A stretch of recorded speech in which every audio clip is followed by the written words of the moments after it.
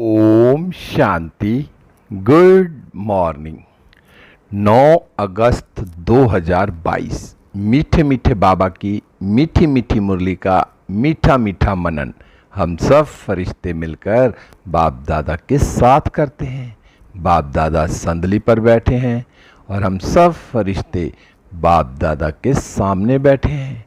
बाप दादा दृष्टि दे रहे हैं और अपना वरदानी हाथ मेरे मस्तक पर रख रहे हैं और मुझे स्मृति का तिलक लगा रहे हैं। और फिर बाबा ने मेरे सिर पर हाथ रखा और मुझे वरदान दिया, बच्चे सफलता मूरत भव, बच्चे सफलता मूरत भव। बाबा बोले, आज की मुरली से क्या शिक्षाएं ली? मीठे बाबा, आज तो आपने हमें बहुत प्यारी प्यारी शिक्षाएं दी, याद करने के तरीके बताए कि बाबा को कैसे सवेरे सवेरे उठकर अमृत वेले याद करना है और अपने स्वीट होम को याद करना है, परम धाम को याद करना है और सुख धाम को याद करना है, शांति धाम को याद करना है।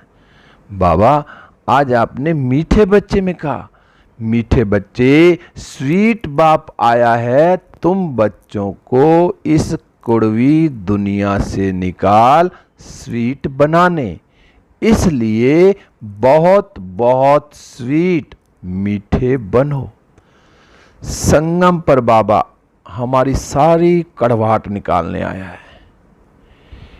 कोई भी अब मेरे मन के अंदर कड़वी चीज तो नहीं है, क्योंकि मीठा बाबा हमें मीठा बनाने आया है। और मैं आत्मा अपने आप को चेक करूं कि मैं अब कितना मीठा बनी हूं। अभी भी मेरे अंदर कोई कड़वाहट है, कोई भी प्रकार का विकार या किसी भी आत्मा के प्रति मेरे मन के अंदर कोई भी द्वेष तो नहीं है। हर आत्मा के प्रति शुभ भावना, शुभकामना है। हर आत्मा के प्रति मेरे बोल मीठे हैं। तो मैं आत्मा इसको चेक करूं, क्योंकि बाबा संगम पर यही चीज निकालने आया है। मेरी सारी कड़वाहट को खत्म करने आया है, मुझे मीठा बनाने आया। तो बाबा ने तो मुझे बनाया, अब मैं कितना बनाऊं? बाबा ने तो मुझे सारी समझानी दे दी, सारा ज्ञान दे दिया कि बच्चे कैसे मीठे बनोगे, ऐसे मीठे बनोगे। तो मैं आत्मा अब उस मिठास के हिसाब से सारे कार्य कर रही हूं। तो मुझे अपने आप को चेक करना, क्योंकि दुनिया तो सारी कड़वी है, लेकिन फिर भी हमें सबके साथ मीठा होके रहना है। तो मैं आत्मा खुद भी मीठी, औरों के साथ भी मीठी बन के रहूंगी। और मैं अपने स्वीट बाप को और स्वीट होम को याद करती रहूंगी। फिर बाबा, आज आपने प्रश्न में पूछा कि अभी तुम बच्चों को इस पुरानी दुनिया से नफरत क्यों आई है? अब नफरत तो बाबा इसलिए आई ना कि अब दुनिया सारी पतित हो गई है। नरक, कुंभी पाक कि इस समय जो हालात देखते हैं, बिल्कुल नरक पतित बन चुकी है। अब इसलिए तो बाबा हम कहते हैं कि बस अब बाबा हमें ले चलो इस पुरानी दुनिया से, पतित दुनिया से। अब मुझे कहाँ जाना है? पावन दुनिया में जाना है। तो उस पावन दुनिया में जाने के लिए तो मुझे अभी क्या पुरुषार्थ करना है? मुझे यहाँ रहते हुए, कड़वी दुनिया में रहते हुए कमल फूल समान रहना है, क्योंकि ये सब विषय वैतरणी नदी में गोते खा रहे हैं सारे मनुष्य आत्माएं। तो इसलिए अब मुझे क्या करना है? इसलिए बाबा कहता है तुम्हें अब इससे नफरत आती है। तो ये पुरानी दुनिया से नफरत आएगी तभी तो हम नई दुनिया में जाएंगे।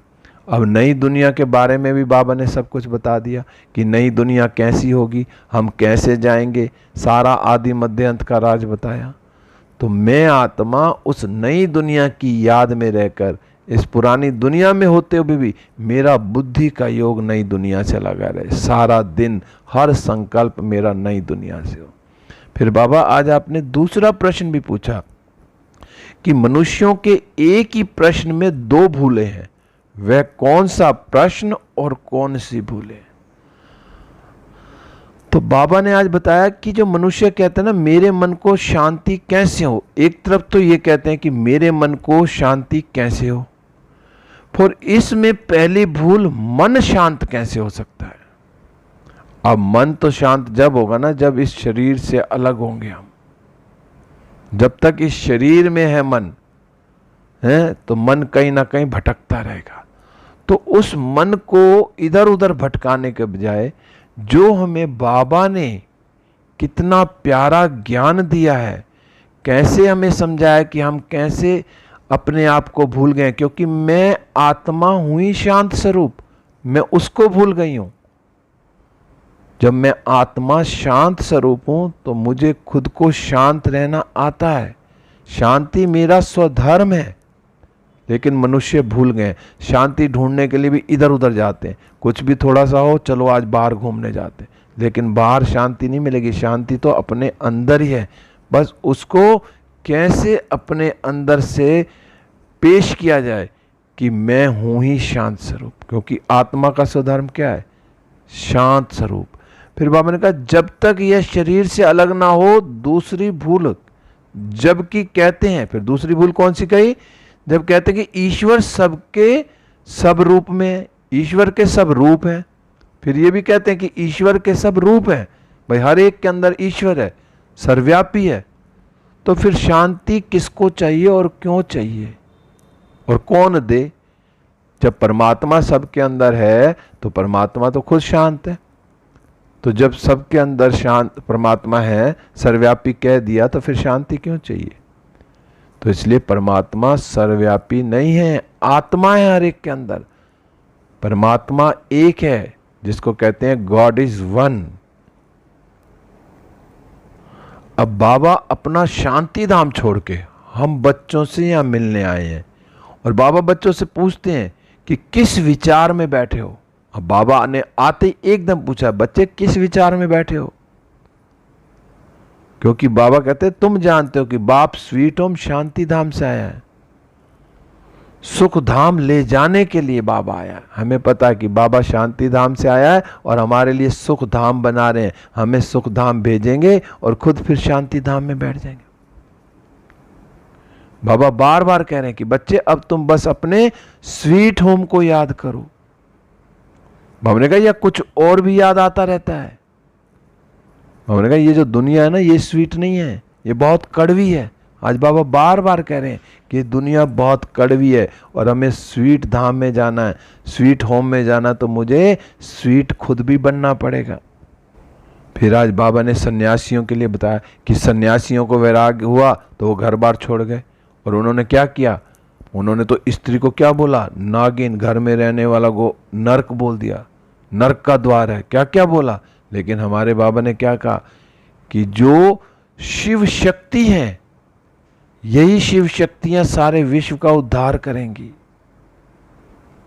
माताओं को आगे रखा, जिन्होंने सन्यासियों ने जिनको नरक का द्वार और नागिन बताया, बाबा ने उनको आगे रखा कि ये शिव शक्तियां हैं। बाबा ने कहा शांति तो तुम्हारे गले का हार है और तुम कहते हो हमको शांति चाहिए। बाबा ने कहा पहले तो बताओ हम कौन? पहले तो अपने आप सोचो मैं कौन? क्योंकि जो आत्मा है ना अपने स्वधर्म और निवास स्थान को भूल गई है कि मैं आत्मा हूं, शांत स्वरूप आत्मा हूं, मेरा निवास स्थान परम धाम है, शांति धाम के मैं रहने वाले हूं। बाबा कहते हैं इसको ही भूल गए। बाबा कहते हैं आत्मा शांत स्वरूप है, शांति देश की रहने वाली है। बाबा ने कहा तुम अपने स्वीट होम को और स्वीट फादर को ही भूल गए हो, क्योंकि भगवान तो कौन है? एक, गॉड इज वन, और भगत अनेक है। तो अब उस परमात्मा की याद में मुझे कैसे रहना है कि सारा दिन मैं शांति धाम में रहूं, कार्य करने के लिए नीचे आई स्वीट होम में जाऊं, बस मुझे यही याद करना है, शांति धाम को और स्वीट होम को। फिर बाबा ने आज कहा कि तुम ना ऑल राउंडर पार्ट बजाने वाले हो। पहले तुम कहां थे? सतयुग में थे, भारत सुख धाम था और अभी दुख धाम है। तो ये जो 84 का चक्र है, बाबा कहते हैं तुम ऑलराउंडर हो। 84 के चक्र में तुम आते हो, 5000 वर्ष के चक्र में तुम आते हो।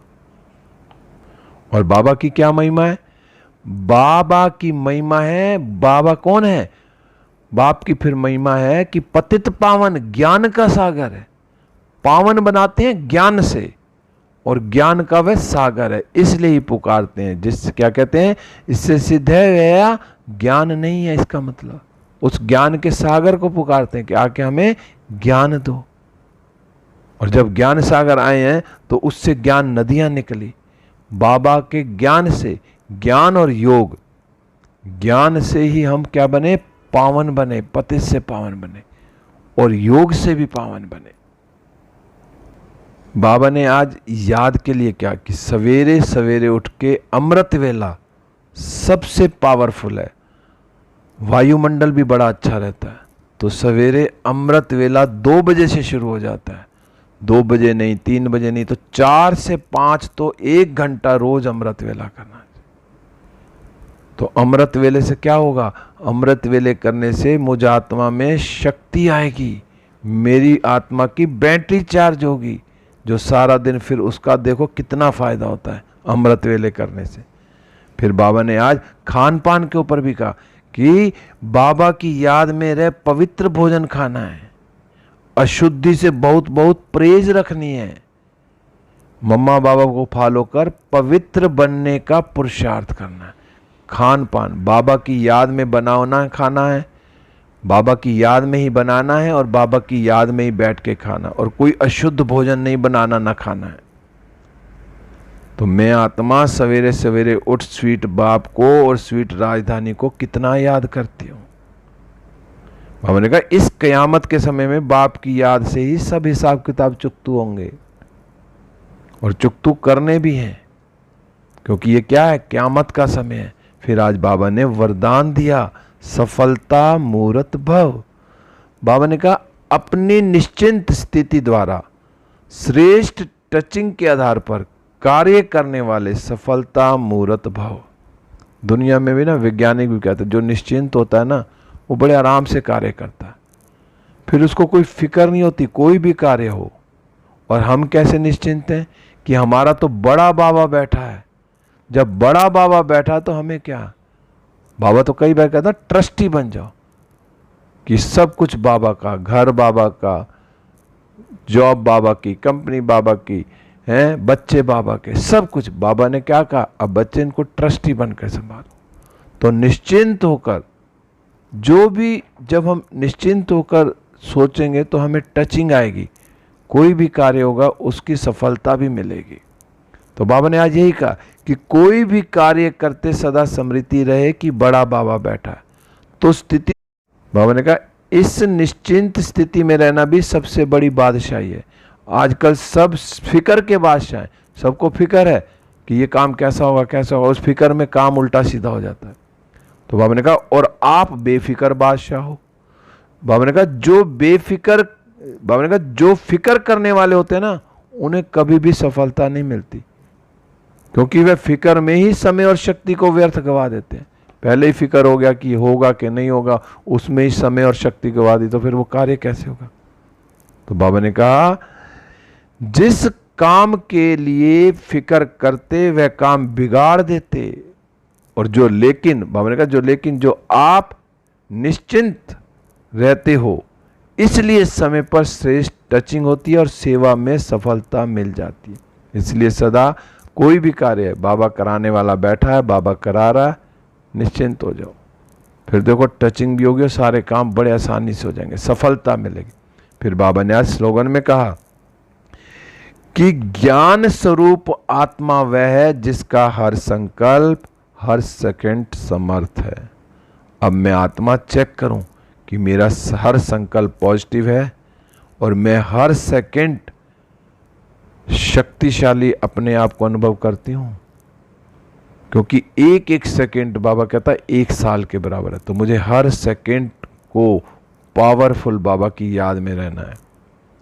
मेरा हर सेकंड बाबा की याद में रहे, कोई भी मेरा व्यर्थ ना हो और मेरा हर संकल्प पॉजिटिव हो। तो आज बाबा ने कहा कि बच्चे सारा दिन क्या करना है? स्वीट होम को याद करना है और स्वीट बाप को याद करना है। ओम शांति। अब हम सब फरिश्ते उड़ चले विश्व ग्लोब पर। बाप दादा की किरणें मुझ पर आ रही हैं और मुझसे सारे विश्व में फैल रही हैं। सारा विश्व सतो प्रधान होता जा रहा है और मैं फरिश्ता बाबा के साथ सूक्ष्म वतन में बाबा से दृष्टि लेते हुए वरदानों से भरपूर होकर वापस इस देह रूपी मंदिर में हूँ। शुक्रिया बाबा, शुक्रिया। ओम शांति। शुक्रिया, हर आत्मा का शुक्रिया।